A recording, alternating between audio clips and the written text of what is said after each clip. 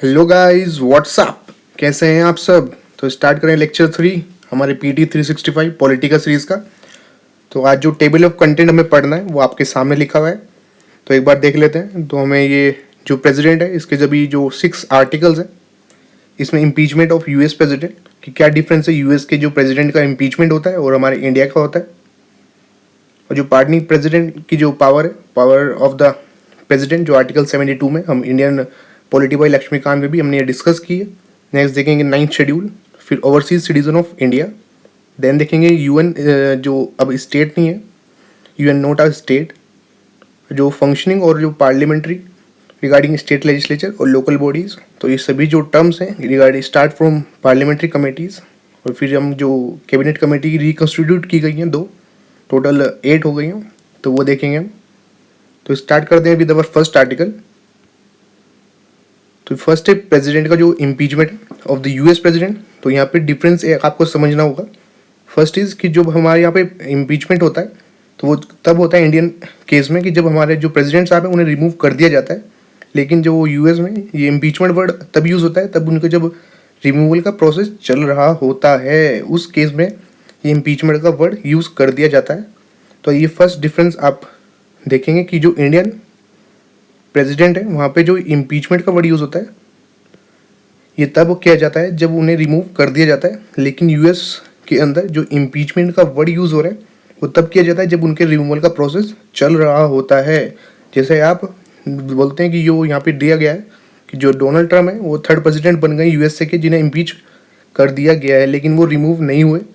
तो अब देखते हैं कि जो डिफरेंस क्या है of the procedure for the implementation of president of India और यूएस के बीच में। फर्स्ट क्या है कि जो इंडियन प्रेसिडेंट है वो ऑफिस से रिमूव किए जाते हैं on the वोलेशन of the constitution. ये ग्राउंड मेंशन है कि जो वोलेशन ऑफ द कॉन्स्टिट्यूशन, लेकिन इसको डिफाइन नहीं किया गया कॉन्स्टिट्यूशन के अंदर।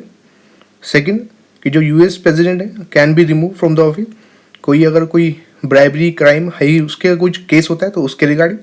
और जो इम्पीचमेंट है इंडियन केसेस में वो इनिशिएट किया जा सकता है किसी भी हाउस ऑफ द पार्लियामेंट से। Very very important.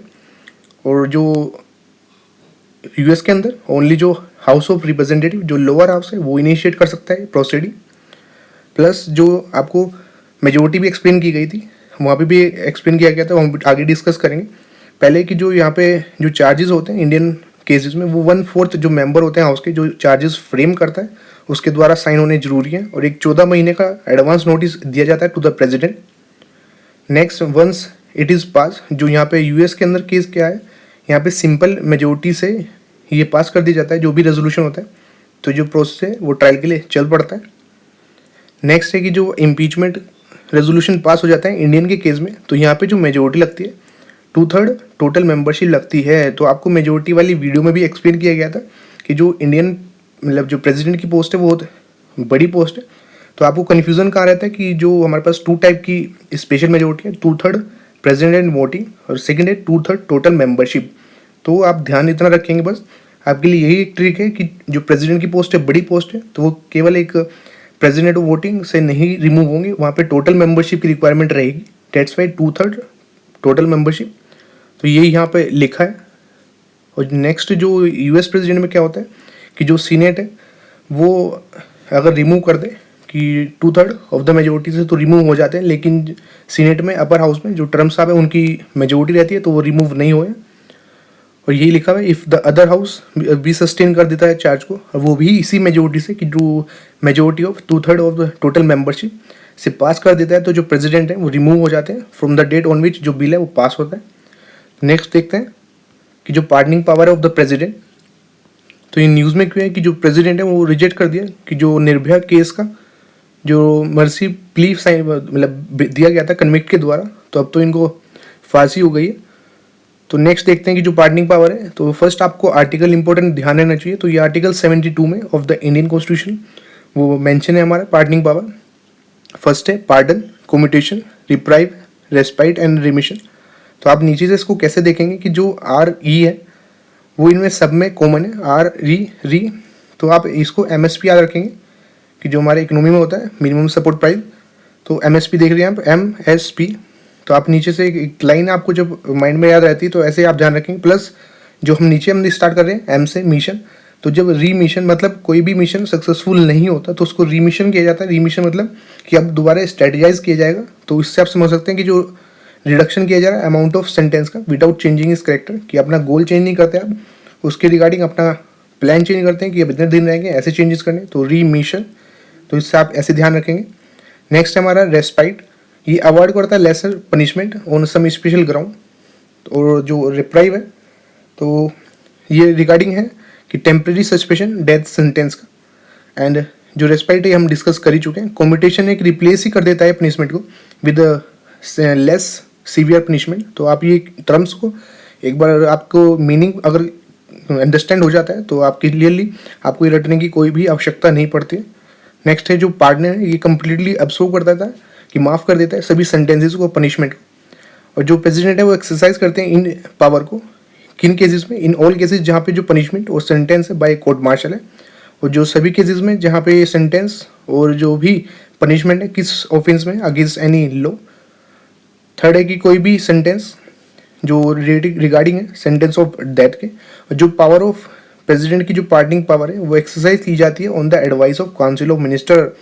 Very important कि ये इनकी डिस्क्रिशनरी पावर नहीं है, ये किसके थ्रू एक्सरसाइज की जाती है, ये एक्सरसाइज की जाती है on the advice of council of minister. Very very important. तो गाइज हमने 2 आर्टिकल डिस्कस कर लिए यहाँ पे कि जो इम्पीचमेंट है यूएस प्रेसिडेंट का प्लस पार्डनिंग पावर। मूव करते हैं to the 9th schedule of Indian constitution. तो 9th शेड्यूल क्या है हमारा कि जो अगर इस शेड्यूल के अंदर किसी भी जो एक्ट है उसको डाल दिया जाए तो वो जुडिशियल रिव्यू से बच जाता है, ये इसका प्रोविज़न है। अभी न्यूज़ में क्यों रहा है कि देर वॉज डिमांड की जो रिजर्वेशन प्रोविज़न है schedule caste to schedule tribe और अदर बैकवर्ड क्लासेस का, उसे 9th शेड्यूल के अंदर डाला जाए। अब इसके बारे में पढ़ लेते हैं। तो फर्स्ट आप इतना ध्यान रखेंगे कि हमारे पास टोटल 8 शेड्यूल थे, जो 9th शेड्यूल ऐड हुआ है, ये जितने भी अब एट प्रेजेंट टोटल 12 शेड्यूल है, तो ये हमारे अमेंडमेंट के थ्रू ऐड किए गए। और जो 9th शेड्यूल है वो ऐड हुआ है by first constitution amendment act, जो सेकंड पॉइंट में हमारे दिया भी हुआ है कि जो फर्स्ट कॉन्स्टिट्यूशन अमेंडमेंट एक्ट 1951 से ही ऐड किया गया था। And it was created by new article जो 31B था, which along with 31A brought in by the government, की जिससे कि प्रोटेक्ट किया जा सके लॉज रिगार्डिंग जो एग्रीरियन रिफॉर्म किए जा रहे हैं, जो भी एबोलिशन की जा रही है जमींदारी सिस्टम की।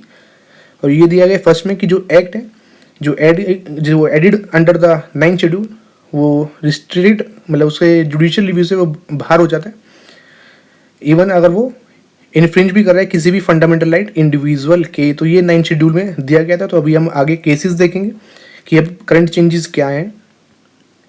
तो यहाँ जो AR कोलो वर्सेस स्टेट ऑफ तमिलनाडु का केस है, तो उसमें सुप्रीम कोर्ट ने हेल्ड किया है कि जो लॉज हैं जो 9th शेड्यूल के अंदर प्लेस किए जाते हैं तो वो अब ओपन है टू द जुडिशियल स्क्रूटनी। तो अभी ये केस इंपॉर्टेंट है, कोई लो केस आप ध्यान रखेंगे। और जो सुप्रीम कोर्ट ने लेट डाउन किया कि एक डुअल टेस्ट होगा, तो ये डुअल टेस्ट क्या है कि इसमें जो fundamental right plus basic structure दोनों के ऊपर टेस्ट किया जाता है। डुअल टेस्ट ये है कि ये दोनों को साथ कंसिस्टेंट होना चाहिए। अगर ये दोनों के साथ कंसिस्टेंट है, ये नहीं है कि जो फर्स्ट को वोलेट कर रहा है, अगर ये फर्स्ट को वोलेट कर रहा है तो उसके बाद चेक किया जाता है कि बेसिक स्ट्रक्चर को भी वोलेट कर रहा है नहीं कर रहा है। अगर दोनों को वोलेट कर रहा है तो ये वोलेशन मान लिया जाता है। और if the answer to both the question is in the affirmative then only a law जो प्लेस किया जाता है 9th शेड्यूल में उसे अनकॉन्स्टिट्यूशन डिक्लेयर कर दिया जाता है। कि वही आपको बताया जा रहा है कि फंडामेंटल राइट वोलेट कर रहा है, ये चेक करेंगे। उसके बाद फंडामेंटल राइट के बाद जाएंगे बेसिक स्ट्रक्चर पे कि फंडामेंटल राइट को कर रहा है, हाँ वोलेट कर रहा है, देखेंगे बेसिक स्ट्रक्चर को भी कर रहा है, हाँ कर रहा है। देन अगर दोनों को कर रहा है तो आप बेसिकली इतना ध्यान रखेंगे अगर दोनों को कर रहा है fundamental right plus basic structure दोनों को वोलेट कर रहा है, देन इन दैट केस उसे अनकॉन्स्टिट्यूशनल डिक्लेयर कर देंगे। That's the dual test to examine the validity of a law जो 9th शेड्यूल के अंदर प्लेस किया जाता है। तो नेक्स्ट देखते हैं कि ओवरसीज सिटीजन ऑफ इंडिया है, तो न्यूज़ में क्यों है, रिसेंटली गवर्नमेंट ने हेल्ड किया है कि जो ओवरसीज सिटीजन ऑफ इंडिया है वो कार्ड होल्डर्स होते हैं, उन्हें वो इंजॉय नहीं करते फंडामेंटल राइट जो गारंटीड किए हैं हमारे कॉन्स्टिट्यूशन द्वारा। अब OCI की जो स्कीम है वो देख लेते हैं। ये इंट्रोड्यूस की गई थी कॉन्स्टिट्यूशन को अमेंड करके बाय द सिटीजनशिप एक्ट 1955 इन अगस्त 2005। इसके एक्ट को अमेंड करके ये OCI की स्कीम इंट्रोड्यूस की गई थी। और एक फॉरेन नेशनल जो एलिजिबल है सिटीजन ऑफ इंडिया बनने के लिए 26 जनवरी 1950 को, और was a citizen of India और एट एनी टाइम इससे डेट से पहले, और बिलोंग करता है किस ऐसी टेरिटरी से जो इंडिया का पार्ट रही है 15 अगस्त 1947 से बाद वो एलिजिबल है रजिस्ट्रेशन के लिए ऑफ OCI। और जो माइनर चिल्ड्रन होते हैं इस ऐसे पर्सन के जो भी हमने ऊपर पॉइंट में डिस्कस किए हैं वो भी एलिजिबल होते हैं OCI के लिए। हाउएवर जो एप्लीकेंट है had ever been a citizen of Pakistan और बांग्लादेश, अगर वो सिटीजन इनका कभी भी रहा होगा कि बांग्लादेश का या पाकिस्तान का, तो वो एलिजिबल नहीं है OCI के लिए। Very very important. और जो OCI कार्ड होल्डर्स होते हैं उनके पास वोटिंग राइट नहीं होते, ना ही वो गवर्नमेंट जॉब होल्ड कर सकते हैं। They have been granted statutory right under the citizenship act 1955। Therefore vote right is granted, वो डिपेंड करते हैं जो भी सेंट्रल गवर्नमेंट की पॉलिसी है कि जो भी राइट्स इनको दिए जाएंगे वो जो भी सेंट्रल गवर्नमेंट की पॉलिसीज होंगी उसके अकॉर्डिंग दिए जाएंगे। और जो रजिस्टर्ड OCI है उन्हें मल्टीपल एंट्री ग्रांट की जाती है मल्टीपल पर्पज़ के लिए। लाइफ लॉन्ग वीज़ा दिया गया for visiting India. Very important कि जब भी हम ये NRI और OCI में डिफरेंस पढ़ते हैं लक्ष्मीकांत के सिटीजनशिप चैप्टर में टेबल में, तो वहाँ पे सबसे बड़ा इंपॉर्टेंट डिफरेंस समझ में आता है।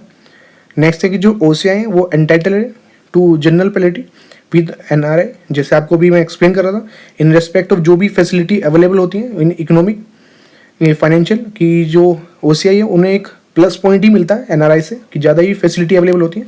एक्सेप्ट किस मैटर में, रिलेटिंग टू द कि जो भी एग्रीकल्चर लैंड है उसका एक्विजिशन और प्लांटेशन प्रॉपर्टी, उसे छोड़ के जो OCI है उनका जो राइट्स है वो NRI से +1 ही है।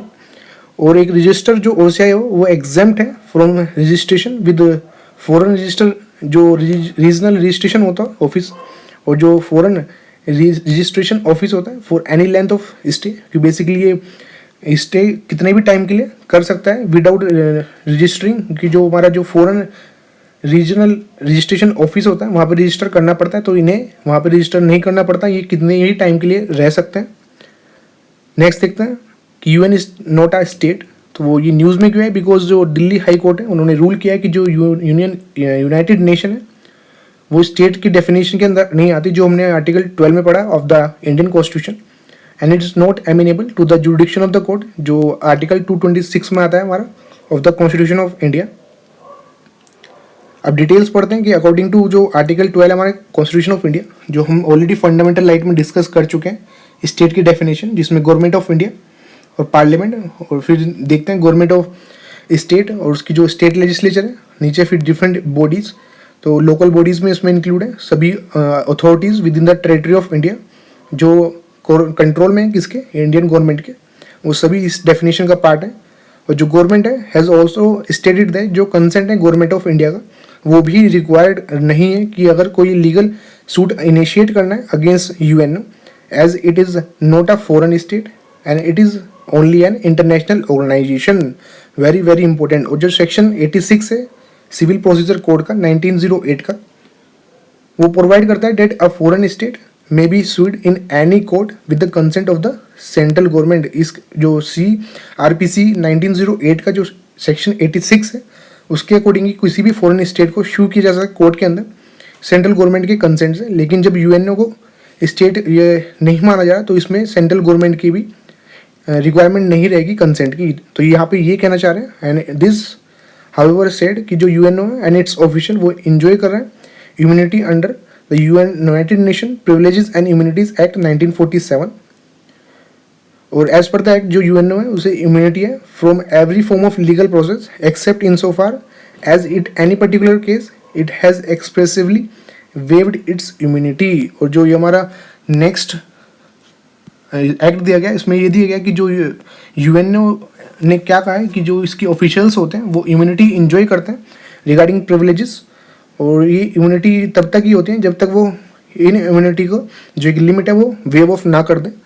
नेक्स्ट देखते हैं कि अदर कॉन्स्टिट्यूशन आर्टिकल न्यूज़ में हैं, तो आर्टिकल 87 है, तो ये किससे डील करता है कि जो प्रेसिडेंट साहब स्पेशल एड्रेस करते हैं जो पार्लियामेंट के अंदर, और प्रोवाइड दैट जो प्रेसिडेंट है shall address both the house of the parliament जो असेंबल होता है कहाँ किस किस स्टेज में, जो फर्स्ट सेशन होता है उसके उसमें।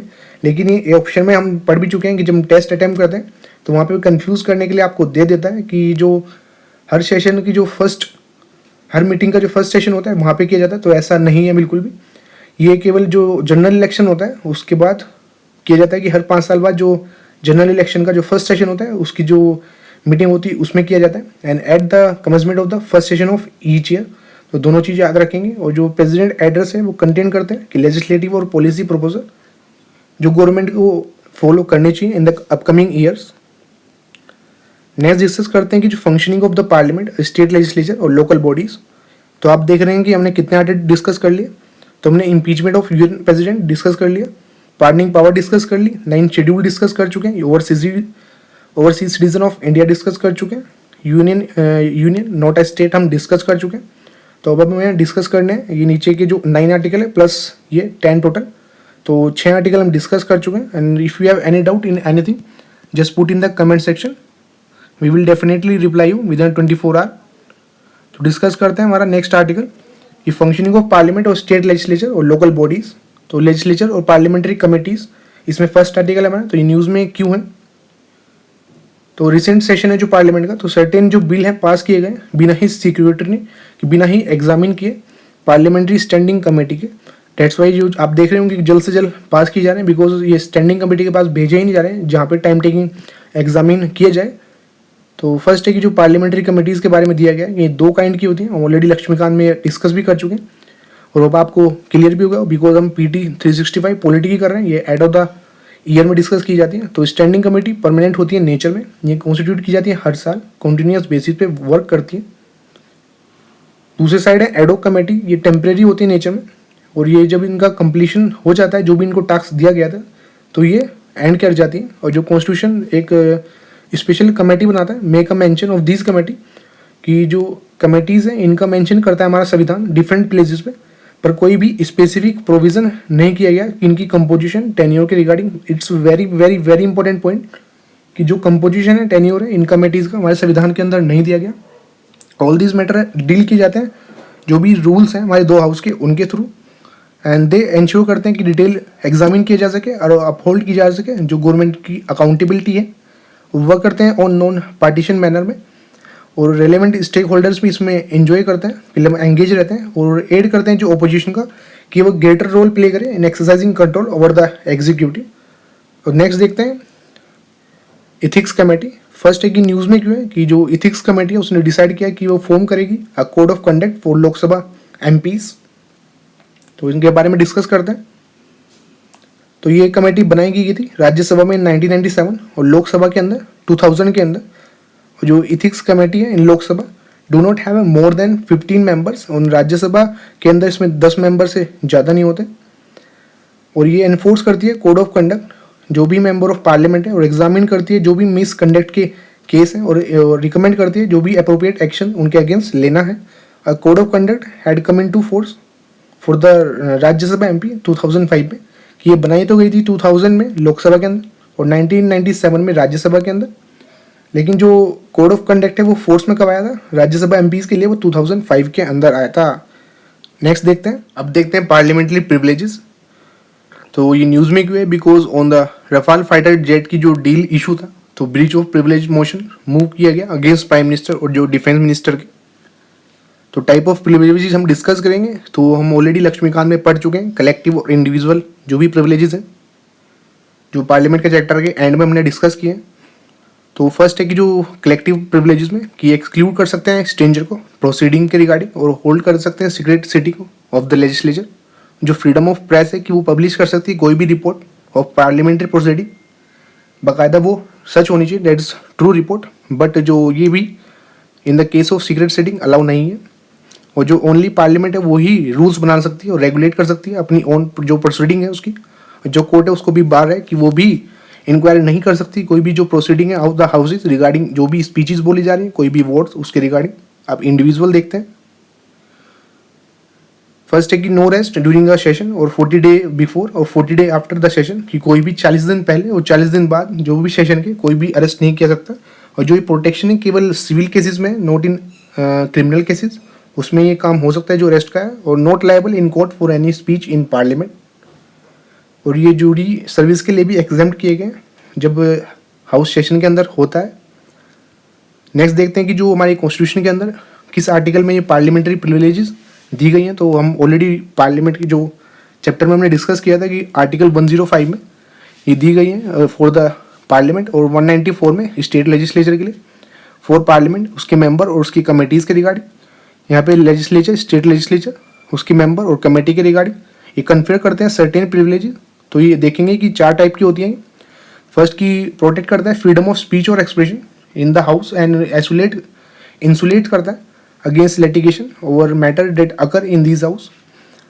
सेकेंड है कि जो प्रोटेक्शन होती है against any libel through speeches, printing और जो भी पब्लिशिंग है, कि इनके ऊपर इन रिगार्डिंग कोई भी इंक्वायरी नहीं हो सकती, कोई भी स्पीचेस और जो भी ये भी इसमें बोला जाता है पार्लियामेंट के अंदर। नेक्स्ट है कि ensure their function without undue influence, pressure और कोर्जन के। और फोर्थ है कि जो सोवरेनिटी ऑफ पार्लियामेंट है उसे एंश्योर करती हैं ये privileges. Currently there is a no law जो कोडिफाई करे इन सभी प्रिविलेजेस ऑफ लॉ को इंडिया के अंदर। और ये जो सोर्सेज क्या हैं कि कहाँ से ये अपने जो पावर ड्राइव करते हैं, तो फर्स्ट है कॉन्स्टिट्यूशन प्रोविजन जो हम देख चुके हैं ऊपर, article 105 for the parliament and article 194 for the state legislature. Next है कि वेरियस लॉज पार्लियामेंट के। थर्ड है कि rule of the both of the house of the parliament. Fourth है parliamentary convention and fifth is judicially interpretation. तो ये 5 source हैं, आप ध्यान रखेंगे। और प्रिविलेज मोशन क्या होता है, ये मूव किया जाता है एक मेंबर के द्वारा जिसको लगता है कि कोई भी मिनिस्टर उसने ब्रीच ऑफ प्रिविलेजेस कमिट किया है ऑफ द हाउस, कि कोई भी रॉन्ग डिस्टोर्टेड फैक्ट की गलत इन्फॉर्मेशन दी है, तो उस केसेस में किसी भी मिनिस्टर या ग्रुप ऑफ मिनिस्टर के अगेंस्ट में एक प्रिविलेज मोशन ये दिया जाता है। तो नेक्स्ट देखते हैं कि कमेटी ऑन प्रिविलेजेस, जो स्टैंडिंग कमेटी है वो कॉन्स्टिट्यूट की जाती है हर हाउस में, मतलब 2 ही तो हैं, in each house of the parliament और स्टेट लेजिस्लेचर। और इसमें ये 15 मेंबर होते हैं लोकसभा के अंदर और 10 मेंबर्स होते हैं राज्यसभा के अंदर, to be nominated by the speaker in Lok Sabha and chairman इन राज्यसभा। और इसका फंक्शन है कि वो इन्वेस्टिगेट करना the case of breach of privileges and recommend the appropriate action to the speaker and chairperson. Next देखते हैं एंटी डिफेक्शन लॉ। तो ये न्यूज़ में क्यों रहा है, बिकॉज सुप्रीम कोर्ट ने रिसेंटली सही ठहराया कि जो फॉर्मर कर्नाटका असेंबली के स्पीकर का डिसीजन था कि इन्होंने डिस्क्वालीफाई कर दिए थे 17 लॉ मेकर्स को, लेकिन अलाउ नहीं किया था। लेकिन जो सुप्रीम कोर्ट ने इनके डिसीजन जो था स्पीकर का जो कर्नाटका असेंबली के, उसे सही तो ठहरा ही है, लेकिन जो डिस्क्वालीफाई किए थे उनको अलाउ कर दिया है कि वो बाईपोल इलेक्शन लड़ सकते हैं। और रिसेंटली सुप्रीम कोर्ट ने पार्लियामेंट को कहा है कि वो कॉन्स्टिट्यूशन को अमेंड करे टू स्ट्राइप लेजिस्लेटिव पावर जो स्पीकर्स की हैं और जो भी उनकी एक्सक्लूसिव पावर है डिसाइड करना in the matter of disqualification under the anti defection law. कि जो पहले था कि जो स्पीकर का डिसीजन है वही फाइनल होता था।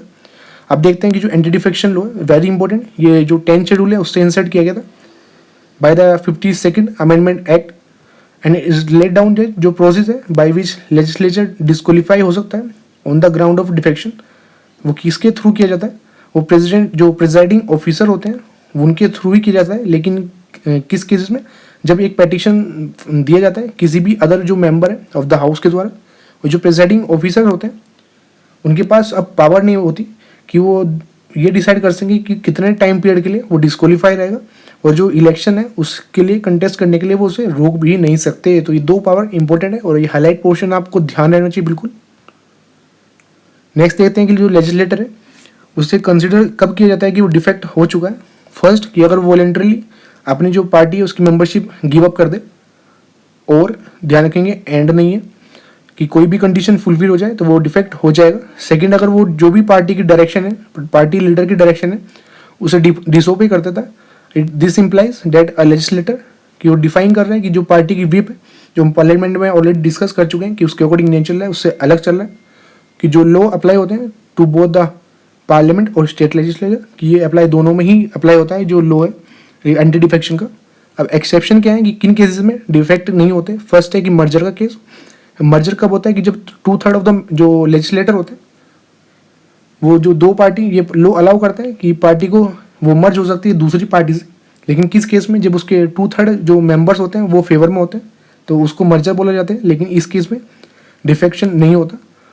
सेकेंड है कि जो अगर जो पर्सन है वो स्पीकर इलेक्ट होता है लोकसभा का या चेयरपर्सन बन जाए राज्यसभा का, उस केस में भी जब वो पार्टी से रिजाइन करता है और जो रिज्वाइन कर सकता है दोबारा उसी पार्टी को, तो उसे इस केस में डिफेक्शन नहीं माना जाता। अब रिलेटेड इन्फॉर्मेशन देख लेते हैं कि इंटरप्रिटेशन जो एंटी डिफेक्शन के लॉ के थ्रू सुप्रीम कोर्ट ने अब दी। अब जो डिसीजन है प्रिसाइडिंग ऑफिसर का उसे सब्जेक्ट टू जुडिशियल रिव्यू कर दिया गया है। इनिशियली क्या था कि जो प्रिसाइडिंग ऑफिसर का डिसीजन था वो सब्जेक्ट जुडिशियल रिव्यू नहीं था, लेकिन आफ्टर क्योतो होलोमन केस जो 1992 का और अदर केसेस थे उसमें जो प्रिसाइडिंग ऑफिसर का जो डिसीजन है वो सब्जेक्ट टू जुडिशियल रिव्यू हो गया है। नेक्स्ट जो टाइम लिमिट है जो प्रिसाइडिंग ऑफिसर को डिसाइड करना पड़ता है रिगार्डिंग एम्प्टी डिफेक्शन लॉ कि law does not specify a time period for the presiding officer कि वो डिस्क्वालिफिकेशन के रिगार्डिंग कि जो भी डिस्क्वालिफिकेशन प्ली लगाई गई उसके रिकॉर्डिंग टाइम पीरियड बताएं। तो सुप्रीम कोर्ट ने कहा है स्टेट लेजिस्लेचर स्पीकर को कि वो डिस्क्वालीफाई का जो टाइम है वो 4 वीक रखें कि 4 वीक के अंदर ही आपको डिसीजन देना है। तो यहाँ तक आपको पूरा ही क्रिस्टल क्लियर हो जाना चाहिए। नेक्स्ट देखते हैं कि लेजिस्लेटिव काउंसिल, तो न्यूज़ में क्यों है बिकॉज जो आंध्र प्रदेश असेंबली है उसने एक रेजोल्यूशन पास किया है कि उसे अबोलिश करनी है अपनी जो लेजिस्लेटिव काउंसिल है।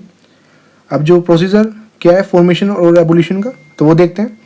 तो अंडर आर्टिकल 169 उसका क्लोज 1 है हमारे कॉन्स्टिट्यूशन हो, तो स्टेट जो लेजिस्लेटिव असेंबली है वो रेजोल्यूशन पास कर सकती है कि वो रिक्वेस्ट करे पार्लियामेंट को कि वो क्रिएट कर सके या अबोलिश कर सके लेजिस्लेटिव काउंसिल स्टेट के अंदर। और इस रेजोल्यूशन के अकॉर्डिंग जो पार्लियामेंट है वो एक एक्ट बनाती है कि कॉन्स्टिट्यूशन को अमेंड किया जाए उस इफेक्ट में। तो जो रेजोल्यूशन है for the assembly to be pass by special majority, तो मेजोरिटी में भी डिस्कस कर चुके हैं कि जैसे आपको प्रेसिडेंट के इम्पीचमेंट में आपको मैं एक्सप्लेन कर रहा था डिफरेंट कि 2 टाइप की स्पेशल मेजोरिटी है, 2/3 प्रेसिडेंट वोटिंग, नेक्स्ट है 2/3 टोटल मेंबरशिप। तो जो 2/3 प्रेसिडेंट वोटिंग है हमारी फर्स्ट वाली, तो ये लगती है हमारी जब स्टेट लेजिस्लेचर में रेजोल्यूशन पास होता है, और 2/3 जो टोटल मेंबरशिप है वो इम्पीचमेंट ऑफ द प्रेसिडेंट में लगती है। तो दोनों डिफरेंस आपको क्रिस्टल क्लियर होनी चाहिए। और जो पार्लियामेंट है उसके अंदर लगती है ये सिंपल मेजोरिटी, और ये हम मेजोरिटी वाला जो चैप्टर था हमारा उसमें डिस्कस कर चुके हैं। जो टोटल 18 मैटर्स हमने सिंपल मेजोरिटी डिस्कस किए हैं। और जो पार्लियामेंट्री लॉज है वो अमेंडमेंट करते हैं किस आर्टिकल को, आर्टिकल 168 में, जिसमें इंक्लूड है कि जो भी नेम्स स्टेट के जिनके यहाँ पे 2 हाउसेज हैं, और जो एक्ट ऑफ द पार्लियामेंट है वो 368 के अंदर नहीं आता बिकॉज आपको पता है हम ऑलरेडी जो चैप्टर पढ़ चुके हैं मेजोरिटी वाला अमेंडमेंट वाला chapter number 10 of the Laxmikanth, तो उसमें यही दिया हुआ है कि जो 18 मैटर हैं जो सिंपल मेजोरिटी से होते हैं वो आर्टिकल 368 के परव्यू में नहीं आते। जो दूसरे हैं जो स्पेशल मेजोरिटी और 8 मैटर्स हैं कि article 368 plus half of the ratification वो इसके अंदर आते हैं। अब लास्ट की जो ये ट्रिक है आपको ध्यान रखनी है कि जो कौन सी स्टेट्स हैं, 6 स्टेट हैं जहाँ पे लेजिस्लेटिव काउंसिल है। तो आप ये लास्ट की ट्रिक याद रखेंगे ATU BMK कि अब्दुल कलाम टेक्निकल यूनिवर्सिटी, तो BMW लास्ट का, तो के आप याद रख सकते हैं कि आंध्र प्रदेश, तेलंगाना, उत्तर प्रदेश, बिहार, महाराष्ट्र एंड कर्नाटक। तो ये है वो स्टेट्स हैं जहाँ पे लेजिस्लेटिव काउंसिल्स भी हैं। तो टोटल 6 हैं। तो Abdul Kalam technical university, BMK। तो पावर क्या है लेजिस्लेटिव काउंसिल की, तो ये एक रिवाइजिंग बॉडी नहीं है राज्यसभा की तरह, केवल एक एडवाइजरी बॉडी है। जो उसकी फाइनल पावर है वो पासिंग है ऑर्डिनरी बिल वो असेंबली के पास ही है, और एट मोस्ट ये मैक्सिमम 4 महीने तक किसी बिल को रोक सकती है, 3 महीने पहले जो इंस्टेंस पे, और जो 1 महीना सेकंड इंस्टेंस पे, जो ऑलरेडी स्टेट लेजिस्लेचर में डिस्कस कर चुके हैं। और when ordinary bill which has जिसे जो ओरिजिनेट हुआ हो काउंसिल के अंदर और उसे असेंबली में भेजा गया हो और असेंबली ने उसे रिजेक्ट कर दिया उस बिल को, तो जो बिल है वो एंड हो जाता है, वो डेड हो जाता है। तो दोबारा पढ़ लेते हैं कि जब किसी ऑर्डिनरी बिल को जो कि काउंसिल लेजिस्लेटिव काउंसिल में ओरिजिनेट हुआ है और उसे असेंबली में भेजा जाता है और असेंबली ने उसे रिजेक्ट कर दिया, तो बिल है वो एंड हो जाएगा और वो डेथ हो जाएगा बिल्कुल। और जो काउंसिल है उसकी कोई इफेक्टिव से नहीं है कि रेटिफिकेशन कॉन्स्टिट्यूशन अमेंडमेंट एक्ट में, ये बिल में, सॉरी एक्ट नहीं इट्स बिल, और इस रेस्पेक्ट में जो असेंबली की बिल है वही प्रिविलेज करती है। नेक्स्ट देखते हैं लीडर ऑफ अपोजिशन। ये न्यूज़ में क्या है कि इन रिसेंट लोकसभा इलेक्शन कोई भी पॉलिटिकल पार्टी एबल नहीं थी कि वो सिक्योर कर सके मिनिमम 10% ऑफ द स्ट्रेंथ जो भी रिक्वायरमेंट है for the eligible for the leader of opposition post. तो अबाउट लीडर ऑफ अपोजिशन कि ये स्टेटरी पोस्ट है जो अपनी पावर स्लोप एक्ट 1977 से ड्रॉ करती है, that is salary and allowances और leader of opposition in parliament.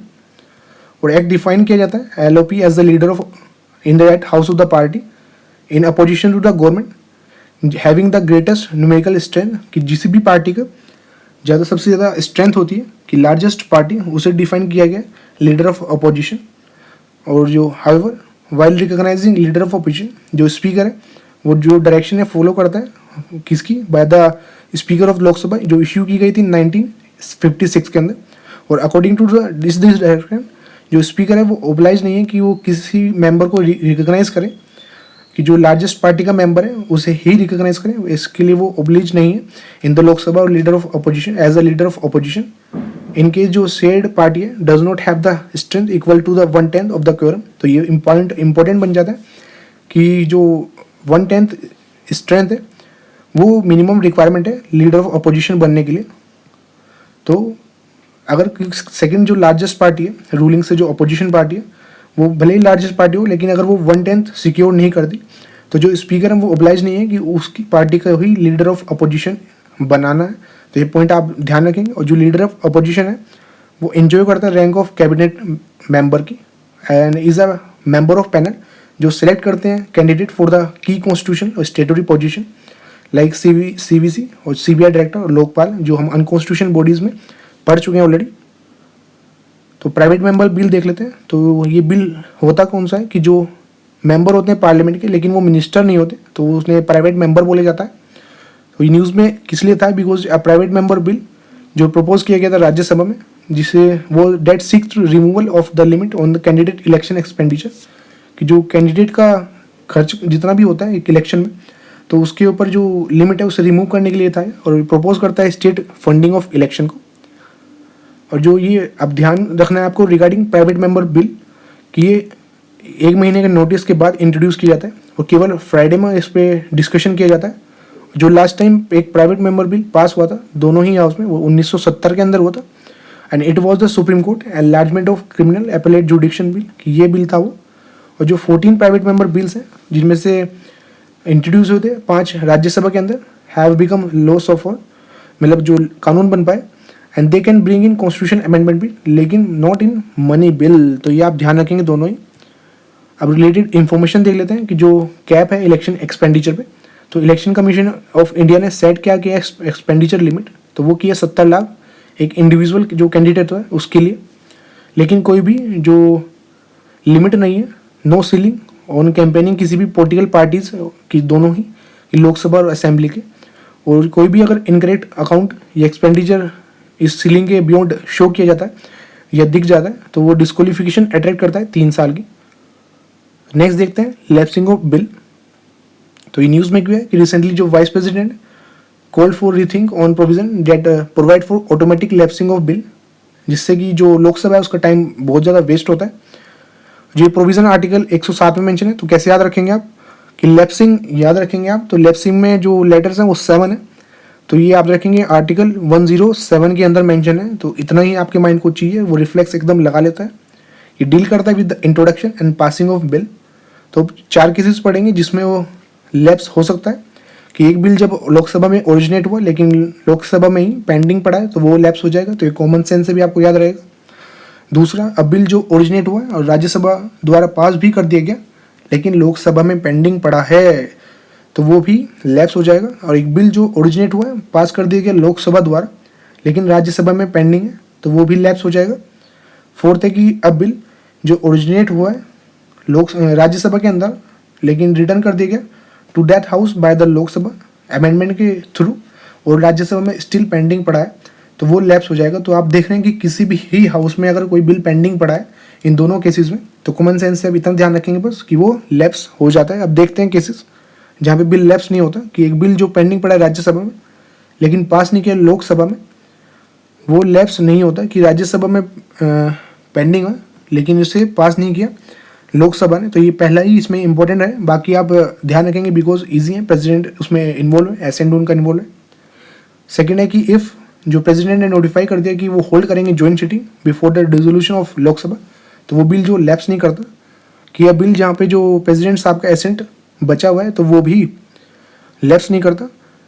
Second जो लास्ट है इसमें कि जी bill pass by both the houses लेकिन रिटर्न कर दिया गया प्रेसिडेंट साहब द्वारा कि वो रिकन्सिडर करें, वो भी लैप्स नहीं करता। तो इसमें आपको केवल फर्स्ट पॉइंट ध्यान रखना है, ये बाकी कॉमन सेंस ही है सब कि लैप्स नहीं करेंगे, कि इन केसेस में लैप्स नहीं करता। फर्स्ट में कि जब बिल राज्यसभा के अंदर पेंडिंग है, कि आप ऐसे याद रखेंगे PR और नोट पास बाय लोकसभा, तो आप बस PR से याद रखेंगे जो पेंडिंग है वो राज्यसभा के अंदर और दूसरे में वो पास ही नहीं हुआ है तो वो लैप्स नहीं करता। तो ये याद रखेंगे आप बस पॉइंट। बाकी जो तीनों ये हमने चारों डिस्कस किए हैं, तो इनमें तो ये लैप्स होता ही है।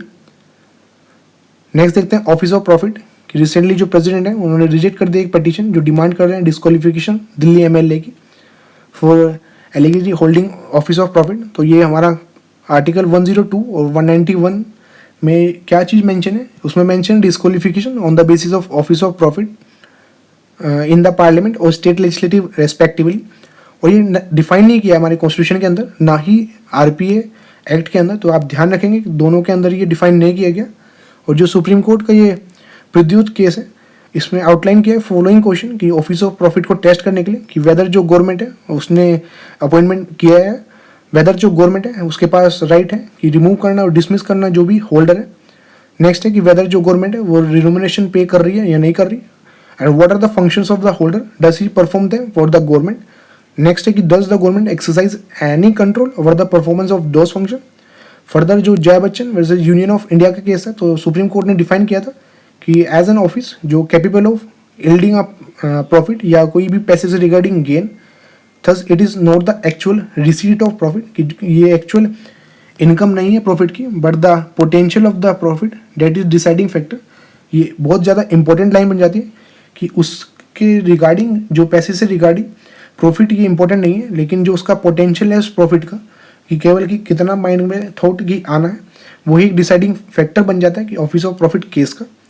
तो ये पूरा ही क्रिस्टल क्लियर हो जाना चाहिए। बस इंपॉर्टेंट बात ये बन जाती है इसमें कि कॉन्स्टिट्यूशन के अंदर प्लस आरपीए दोनों में ही ये मेंशन नहीं किया गया। और जो प्रद्युत बोरदोलिया केस है उसमें सुप्रीम कोर्ट ने इसे टेस्ट करने के लिए ये 5 पॉइंट बताया। तो नेक्स्ट देखते हैं कि जो कैबिनेट कमेटी रिकॉन्स्टिट्यूट की गई, तो रिसेंटली न्यूज़ में क्यों है, बिकॉज रिसेंटली सेंट्रल गवर्नमेंट ने 8 न्यू कैबिनेट कमेटीज़ मतलब 8 कैबिनेट कमेटीज़ बनाई है, जिसमें जो 2 हैं वो नई है। तो कैबिनेट कमेटी हम पढ़ चुके हैं ऑलरेडी पार्लियामेंट के मतलब लक्ष्मीकांत में, कि जो एक्स्ट्रा कॉन्स्टिट्यूशन नेचर की होती हैं, एक्स्ट्रा कॉन्स्टिट्यूशनल बॉडीज़ होती हैं जो बनाई गई थी government of India transaction of business rule के थ्रू 1961। ये सेटअप की जाती है प्राइम मिनिस्टर के द्वारा अकॉर्डिंग टू द जो भी टाइम की सिचुएशन होती है, जो भी रिक्वायरमेंट होती है सिचुएशन की। हैंस इनके जो नंबर नोमेनक्लेचर और कंपोजिशन वेरी करती रहती है टाइम टू टाइम। अब क्लासिफिकेशन क्या है कि ये स्टैंडिंग और एडॉक होती है। जो स्टैंडिंग है वो परमानेंट है, एडॉक ये टेम्परेरी नेचर की होती है। इनका जो फंक्शन है ये ऑर्गेनाइजेशनल डिवाइस है कि जो रिड्यूस करती है एनॉर्मस वर्कलोड कैबिनेट का, और ये फैसिलिटेट की जाती है कि इन डेप्थ एग्जामिनेशन कर सकें जो भी पॉलिसीज इशू हैं, और इफेक्टिव कोऑर्डिनेशन जो कैबिनेट है वो रिव्यू कर सकती है देयर डिसीजंस। इंपॉर्टेंट बात है। और कंपोजिशन क्या है कि दे यूजुअली इसमें केवल कैबिनेट मिनिस्टर इंक्लूड होते हैं, लेकिन जो नॉन कैबिनेट मिनिस्टर हैं वो भी बैन नहीं है, वो भी इसके मेंबरशिप ले सकते हैं। तो यही ऑब्जेक्टिव में पूछा जाता है और हम फंस जाते हैं कि केवल कैबिनेट जो मेंबर्स हैं, कैबिनेट मिनिस्टर हैं, वो ही इसके मेंबर हो सकते हैं। तो ऐसा नहीं है, नॉन जो कैबिनेट मिनिस्टर्स हैं वो भी इसके मेंबर बन सकते हैं। And they not only include minister in charge of subject covered by them, लेकिन इसमें और भी जो सीनियर मिनिस्टर्स हैं वो भी इंक्लूड होते हैं। और दैट्स वाई इसकी जो मेंबरशिप है वो 3 to 8 वेरी करती है। अब जो हेड कौन होते हैं इनकी कमेटी के, they are mostly prime minister साहब द्वारा हेड की जाती है। समटाइम जो अदर कैबिनेट मिनिस्टर्स होते हैं वो भी चेयरमैन की तरह ऐड करते हैं, लेकिन इन केस जो प्रेसिडेंट साहब किसी भी कमेटी के मेंबर हैं तो वो इनवेरिएबली प्रिसाइड कर जाते हैं उस मीटिंग को। तो न्यूज़ में और क्या है कि जो कमेटीज रिकॉन्स्टिट्यूट की गई, तो टोटल हम देखा 8 है। तो ये 6 डिस्कस करेंगे, फिर लास्ट में जो 2 नहीं बनी।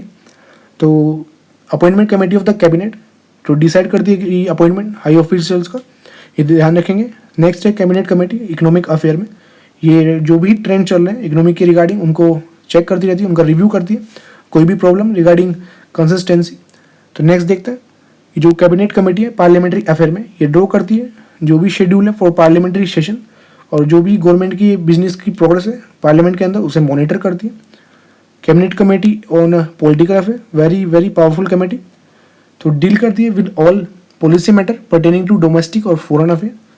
नेक्स्ट है सिक्योरिटी के रिगार्डिंग, ये डील करती है कोई भी इशू कि जो low internal security policy matter से रिगार्डिंग है, और ये कंसिडर करती है सभी केसेस को जहाँ पे जो कैपिटल डिफेंस में जो खर्चा है वो 1000 करोड़ से ऊपर का है। नेक्स्ट है कैबिनेट कमेटी ऑन अकोमोडेशन, ये डिटरमाइन करती है जो भी गाइडलाइंस रूल्स है regarding allotment of government accommodation, जो भी इसमें एमपी को भी इंक्लूड है तो उनके सभी ये एग्जामिन करती है। जो 2 नई कमेटी इंक्लूड की गई है इसमें वेरी वेरी इंपॉर्टेंट, वो ध्यान रखेंगे। फर्स्ट है इन्वेस्टमेंट एंड ग्रोथ, तो ये कीवर्ड ध्यान रखेंगे। दूसरा है एम्प्लॉयमेंट और स्किल डेवलपमेंट। तो ये जो इन्वेस्टमेंट और ग्रोथ है ये उन्हीं प्रोजेक्ट्स को देखती है कि जिसमें जो इन्वॉल्वमेंट है 1000 करोड़ या उससे ऊपर का है। और जो एम्प्लॉयमेंट और स्किल डेवलपमेंट है ये प्रोवाइड करती है डायरेक्शन सभी पॉलिसीज़ प्रोग्राम की। और कोई भी इनिशिएटिव है फॉर स्किल डेवलपमेंट जिसका एम है कि जो एम्प्लॉयमेंट है वो उसे इंक्रीज़ करना। अब लास्ट पॉइंट बहुत ज़्यादा इंपॉर्टेंट है कि जो पार्लियामेंट जो प्राइम मिनिस्टर होते हैं वो जो 6 पैनल है उन सभी के मेंबर होते हैं एक्सेप्ट जो कमेटी है अकोमोडेशन की और कमेटी ऑन पार्लियामेंट्री अफेयर। तो आप इसको ऐसे याद रखेंगे पार्को कि पार्लियामेंट्री और जो अकोमोडेशन है इनके जो प्राइम मिनिस्टर होते हैं वो मेंबर नहीं होते। तो गाइज हमने ये लेक्चर 3 कंप्लीट कर लिया। तो मिलते हैं हम इसके नेक्स्ट लेक्चर में जिसमें हम डिस्कस करेंगे सेंटर स्टेट रिलेशन। तो हम जो टोटल 12 लेक्चर पॉलिटी के आज ही अपलोड हो जाएंगे। तो फिर हम कल से एनवायरनमेंट स्टार्ट करेंगे। And still if you have any doubt in any term just put in the comment section and don't miss to hit the like button and subscribe to our channel 10M Expert IAS। मिलते हैं next lecture में। Thank you.